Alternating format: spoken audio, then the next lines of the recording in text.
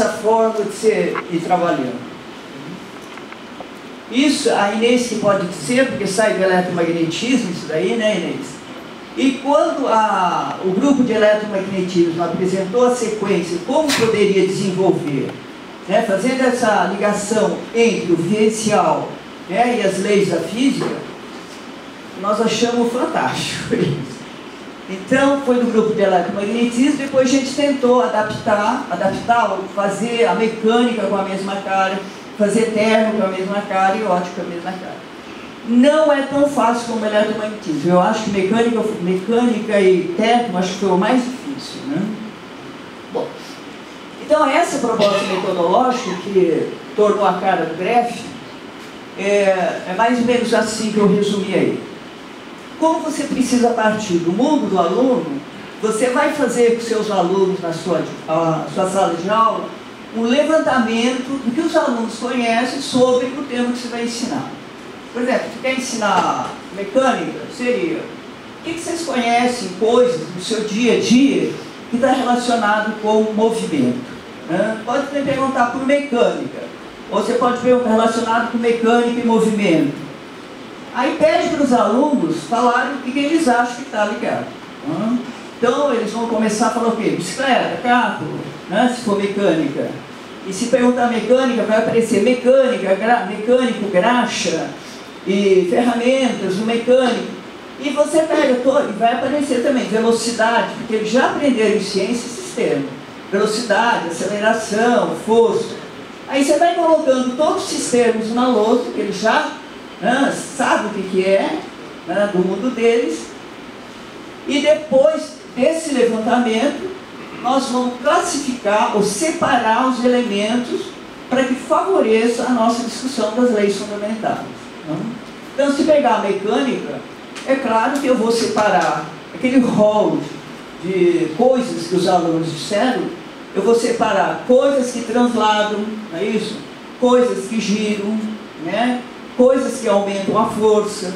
Então, dependendo de onde você quer chegar, nós vamos classificar esses elementos que estão no discurso dos alunos, né? Por que esse levantamento é importante? Porque primeiro você conhece qual é o mundo vivencial do aluno, né? O que ele conhece. Por exemplo, o GREPH reparou que no decorrer da discussão em mecânica, por exemplo, o carro não dá muito certo.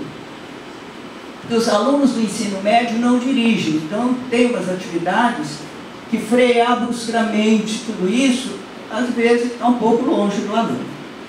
Mas esse levantamento, que eu dei vários cursos desse tipo, é importante que os alunos vão se sentindo o quê? Participantes da sua estruturação do curso. Ele se reconhece dentro do curso de física que você vai dar.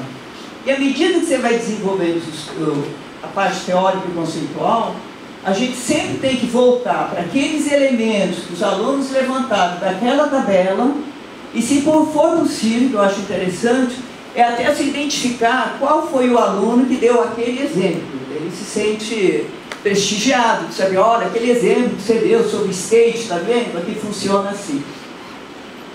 E depois de você, né, discutir a ver o que unifica, né, essa classificação que fez junto com o aluno, você vai para as leis gerais, tá?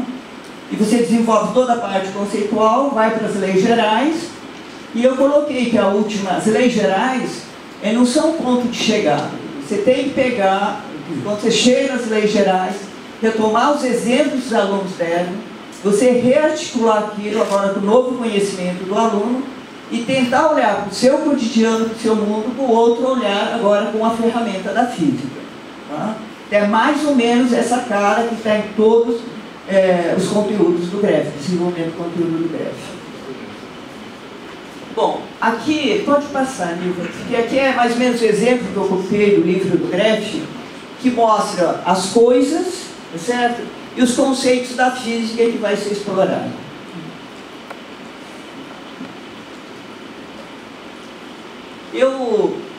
Eu coloquei alguns itens também que eu acho importante, que o GREPH, muitas vezes você olha e fala, nossa, o GREPH é um projeto que fala mecânica, física térmica, ótica e eletromagnetismo, quer dizer, são nomes comuns, né?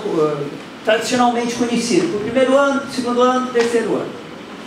Eu acho, se não me falha a memória, eu lembro, que teve até tentativa de começar com física moderna, texto de física moderna, tudo isso. Não adianta, gente, o professor precisa se reconhecer, senão ele não vai olhar para o livro. Então o professor olhar e falar, nossa, mecânica para o primeiro ano, tudo bem, porque ele dá mecânica, ele se reconhece, aí ele vai ver uma outra mecânica, mas é mecânica. Só o último nome aí, que é eletromagnetismo, aí não foi eletricidade, magnetismo, mas nós já avançamos, porque era o último ano. Nós falamos, bom, bota eletromagnetismo mesmo, porque acho que não vai assustar. Porque ele está acostumado, eletricidade e magnetismo. Sobre física moderna. Isso também eu estou colocando aqui, porque tem muito questionamento sobre isso e tal, né? Então, o Greff, a física moderna, nós não temos um fascículo lá, física moderna, não tem isso. Então, na medida que vai desenvolvendo o conteúdo, precisa mudar de modelo teórico, aí vai aparecer a física moderna em função da necessidade. Então, por exemplo, em óptica, depois de muita discussão, a ótica geométrica vai para o final e o Greff começa com a ótica física. E na ótica física já começa com o modelo onda-partícula. Na interação, na máquina fotográfica, tudo isso, então já começa aí com o modelo semiclássico.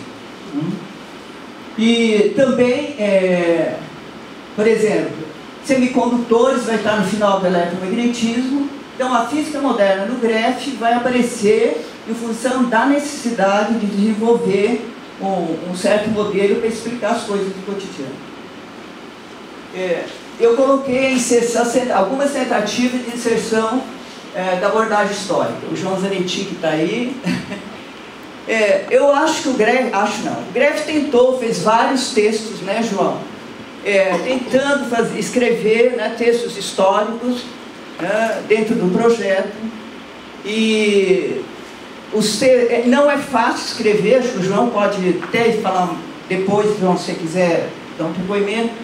Mas escrever texto histórico é muito difícil. Você tem que saber uma história, né, com competência, você tem que saber escrever, então não é uma abordagem tranquila. Então o Greff realmente foi uma opção. Teve uma hora que, do meu ponto de vista, não dava muito para você articular a visão tecnológica que tinha mais lá dentro do Greff, com a visão histórica. E daí, acho que uns 5 anos, eu não lembro quanto tempo, se toma uma posição que não vai ter mais história da física, ou uma abordagem histórica, mas sim nós vamos privilegiar a abordagem tecnológica. Tá? Então teve uma opção, e o Greff não tem mesmo, consciente, não tem textos na abordagem histórica. Tá? Não tem texto de história de filosofia da ciência. Bom. Só um resuminho, mas na mecânica, né, o que a gente privilegiou onde nós queremos chegar, são as leis de conservação. Nós deixamos a cinemática no livro, mais para o professor se reconhecer. Então, a cinemática vem no final como descrição dos movimentos. Falando do metrô, tudo isso, mas vem no final. Porque os professores querem cinemática. Então não adianta falar, olha, então vamos dar uma cinemática um pouco diferente. Então vê uma cinemática. Lá também o conceito de vetor é bastante diferente. Não é vetor, é um ente que tem módulo, direção e sentido. Vai trabalhar com pares ordenados e vai trabalhar vetorialmente as posições, tudo isso. Eu pus um pouquinho física térmica, também não começa com termostática. Já começa com substâncias, propriedades, vai trabalhar com modelos macroscópicos, depois vem o modelo microscópico, vai tentar articular, tentar explicar os fenômenos macroscópicos, modelos microscópicos. De ótica, que eu falei, começa com interação luz-matéria. Tem uma coisa importante lá no Greff, que a gente trabalha, hoje tem muitos livros, mas na época, acho que o Greff era o único livro que trabalhava com cores, né? Inclusive, uma vez o pessoal da FAO é a Faculdade de Arquitetura da USP, Aí o Augusto falou assim, não, mas a gente está vendendo muito volume 2 do Gref. Eu falei, para quem? Falou, para a FAO. Porque tinha essa parte de cores e o pessoal da arquitetura precisava de texto sobre cores e tal, né? Então eu até fiquei muito contente. E do eletromagnetismo, quer dizer, as leis de Maxwell e a força de Lorentz também é a base que está sendo desenvolvido o eletromagnetismo. Sai das coisas, né, que envolvem a eletricidade no cotidiano e você vai desenvolver as equações de Maxwell, a força de Lorentz e as equações de Maxwell. E vai seguindo semicondutores. Bom, e eu acho que eu vou pular essa parte. Deixa eu subir a luz. Não, vamos bem só. As produções, daí eu já falei, eu fiz um levantamento, eu não, o orientado meu fez um levantamento, só pegando o relatório do departamento, ele pegou de 1987, que acho que nós começamos a dar curso, acho que é por aí, de formação continuada, e até 2000. E tem vários cursos que está escrito assim, não tem número, identificado o número de professores, não tem identificação do número de professores, mas só contando assim lá, tinha mais de 5.000 professores que nós atendemos com Gref nesse período. Tá? Professores da rede pública, tem vários professores também dos institutos federais. Pode passar. Aí nós terminamos. André, você passou pelo Gref que época? Não lembro. Foi no livro do aluno ou não? Não, você não estudante no instituto. Só. Tá. Passado. Bom, aí quando acaba o livro do aluno, o livro do professor, é que eu quero falar um pouquinho sobre as leituras de física. Aí nós só fomos alimentando os professores. Deixa eu falar uma coisa, quer dizer, nós demos muito curso de formação continuada, mas acho que o que foi mais importante, né, foram os cursos que a gente que nós chamávamos de assessoria sistemática. O professor aplica o Gref e tinha uma central que o professor poderia voltar a qualquer hora para tirar a dúvida da sua aplicação, certo? Então ele começava o Gref, ele ficava perdido, né, ou a escola, né, questionava a proposta do Gref. Eu fui em várias escolas dizer que quem estudava pelo Gref também passava na FUVEST. Então a grande preocupação das escolas particulares era usar o Gref e não estar usando a apostila do ângulo, a apostila do corpo, as apostilas, então que o professor não estava dando física. Então tinha que sempre ter uma equipe lá na física que ia para essas escolas conversar com o diretor, com os professores, dizendo, não, quem faz o Gref também passa, né, São Paulo seria FUVEST, as outras cidades devem ser outros vestibulares. Então, aí quando a gente está na rotina, bom, aí vem as leituras do Gref vem quase como uma exigência de continuar a formação continuada. Porque os professores estavam com muita dificuldade de escrever seus textos com os alunos, né? A orientação era, picota o Gref se você quiser, se quiser pegar um experimento você pega, mas monte o seu curso nessa perspectiva, pode pular. Mas alguns professores têm uns textos muito bonitos, que está aqui Isilda, eu não consegui pegar, que, por exemplo, é o de termodinâmica, mas tudo história em quadrinho. Teve uma professora que fez para os seus alunos, um livrinho muito bonitinho. Mas a grande maioria queria o quê? Um texto para os seus alunos. Então vai se formar um novo grupo. O grupo anterior ficaram 5 professores, que eram da escola, efetivos, concursados, afastados, daqueles 10 ainda estavam 5. E esses técnicos que a USP tinha contratado para trabalhar no Gref, os 3. Então, só para dizer o que é esse livro do Gref, ficou muito claro que escrever para o professor é completamente diferente de escrever para o aluno.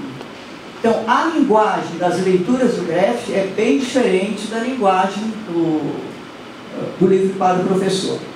O livro que é editado pela Edusp, gente, é livro para o professor. Tá? O livro que nós escrevemos para usar em sala de aula com o aluno é essa leitura de física aí. Então, esse livro, essa leitura sempre tem 4 páginas para uma leitura. Então, leitura 1, leitura 2, leitura 3. Então, está esquematizado assim. Uma leitura por semana de 4 páginas. A primeira página sempre é uma contextualização, uma problematização. Nas 2 páginas seguintes, vem o conhecimento físico, claro, em função da problematização que você se coloca na primeira página. E na última página você tem a aplicação, o fechamento. Tá? Então, não é de qualquer jeito esse livro, as leituras de física também. É uma leitura para cada semana. Tá? Essa foi a nossa proposta. Então, acho que tem 40 e poucas leituras de mecânica, somando, é mais ou menos idade de 40 leituras. Uma leitura por semana. A gente termina a relação das leituras dos alunos mais ou menos em 1995. E a publicação, quem publicou muito esse livro, essas leituras dos alunos, foi a Secretaria da Educação. Então a gente deu muito curso de formação continuada, agora com material do aluno. E eu pus Centro Paula Souza, porque a Escola Técnica Estadual do Estado de São Paulo também usou o GREPH por muitos anos. Até eles imprimiram, aí deu problema. Você sabe que esse negócio de escrever dá um problema de direitos autorais, né? Como o Centro Paula Souza botou Centro Paula Souza, aí foi um problema, aí no fim o centro nem já usou, por problemas de direitos autorais. É muito complicado isso daí. Mas o Centro Paula Souza também usou no estado de São Paulo inteiro. Bom, estou falando demais ou posso ainda fazer as Mais 10 minutos. Então, assim, por que o GREPH dura 30 anos? Né? Não foi, eu não acho que foi porque o projeto se dirigiu para o professor. Eu acho que as contingências aí, como o GREPH apareceu, como o GREPH foi desenvolvendo, que apoios que teve, certo? E como foi entrando na história da educação no Brasil. Então, o primeiro apoio é assim, para o projeto continuar, você tem que estar numa instituição, vou dizer, forte. Forte assim, é centro, divulga. Então o GREPH está no Instituto de Física e ter vários professores e outras unidades passando lá pelo Instituto de Física, passando pelo projeto, eu acho que qualquer projeto para durar, você tem que ter esse respaldo de uma instituição forte.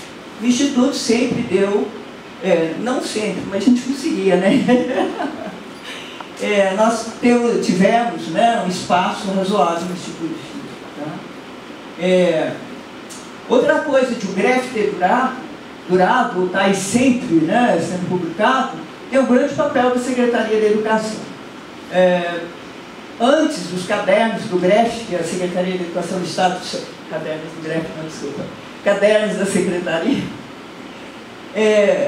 eles até fizeram um CD do GREPH. Então, a Secretaria da Educação sempre divulgou o GREPH. Sempre a gente deu curso de formação continuada usando o texto do GREPH. Eles imprimiam todo o material, dava o material, então a Secretaria incentivava as delegacias regionais, né, os cursos do GREPH. Então, a gente sempre teve esse apoio da Secretaria da Educação. Outra coisa que o GREPH continuou por tanto tempo, porque nós tivemos apoio financeiro, né, agora realmente o Menezes, né, ele sabe, abre frente nos cativeiros e tal, né? Então, nós tivemos apoio financeiro quase 20 anos, né? Acaba da CAPES, aí entra da FAPESP, entra a BIDUSP, e sempre a gente conseguiu um apoio financeiro. Então, sem apoio financeiro, gente, não dá para fazer nada. Se não tiver dinheiro, né, para pagar bolsista, para pagar isso, não adianta.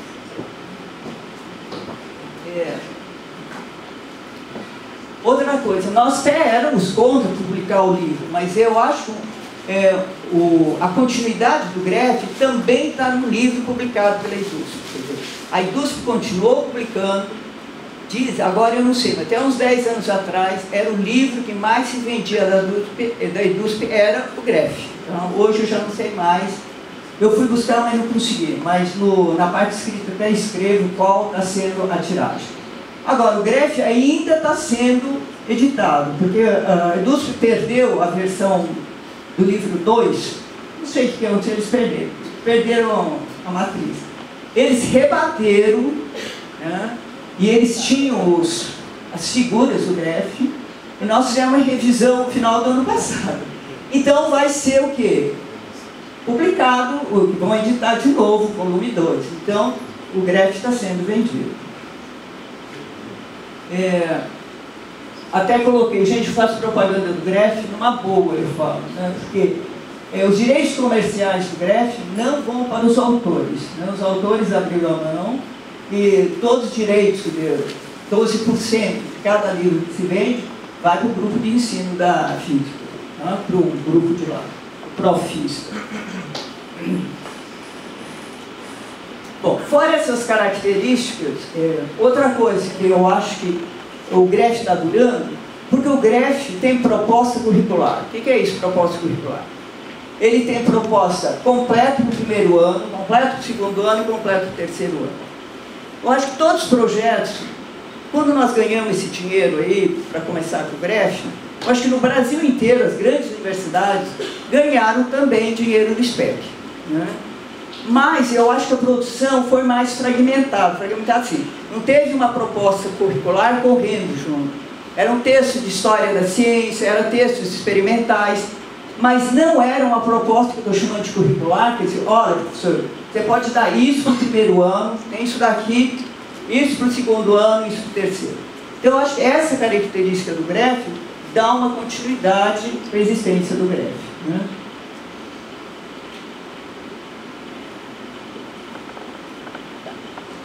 Deixa eu ver.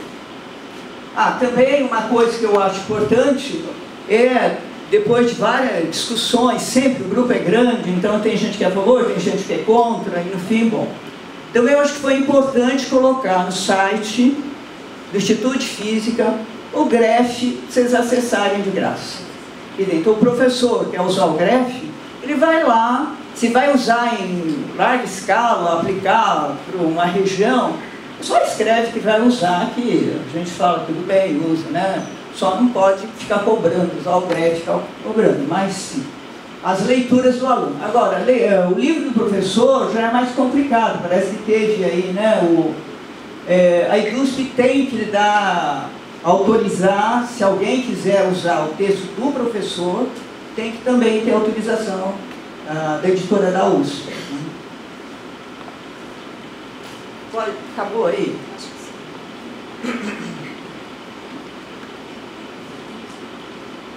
Acabou, né?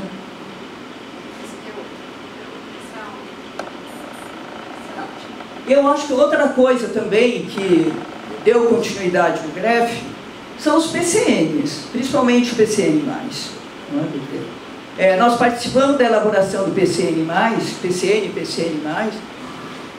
porque nós também estamos saindo, aquela proposta que está no PCN+, mais concretizado, né, nos parâmetros curriculares nacionais, não saiu do nada, né? Saiu desse trabalho de 20 anos do Gref, né? 1984, saiu em 2000, né? 2000. Quase 20 anos que nós estávamos trabalhando com os professores tete a tete na sala de aula, com os professores da rede pública. Então, e vendo a viabilidade de fazer proposta naquela direção. Então, o Gref quase é uma concretização, falta uma parte, eu acho que o PCN+, tem um avanço, né? Em termos de conteúdo, eu acho que tem aquela última parte que o Gref não tem, que é vida cósmica, não, como que é? Terra... Universo e vida. Já nem lembro mais. Não, Terra, Universo e Vida, né? Não, acho que é um negócio assim. Bom, é a parte de cosmologia. Não, Terra é a radiação. Acho que é matéria. Bom. Então, no PCN foi até um avanço que a gente fez, né? Quando a gente foi escrever o PCN, mas já tinha quase 20 anos, de trabalho dos professores do ensino médio.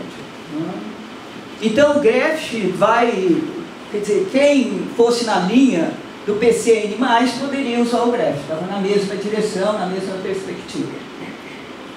E hoje, também a gente está tendo muito, quer dizer, o Greph está voltando, pelo menos no estado de São Paulo, através do caderno do professor. O caderno do professor, que escrevemos para a rede pública do estado de São Paulo, tem várias partes que é do Greph, e no fim está lá, Greph. Então isso daí também deixa o Greph em evidência. Toda hora que você vai ler o texto, está lá, Greph, tudo isso. Bom, e final também, que eu coloquei aí, que não apareceu nenhuma proposta nova. Eu não sei de que maneira seria uma nova proposta, em que direção seria, não sei. Mas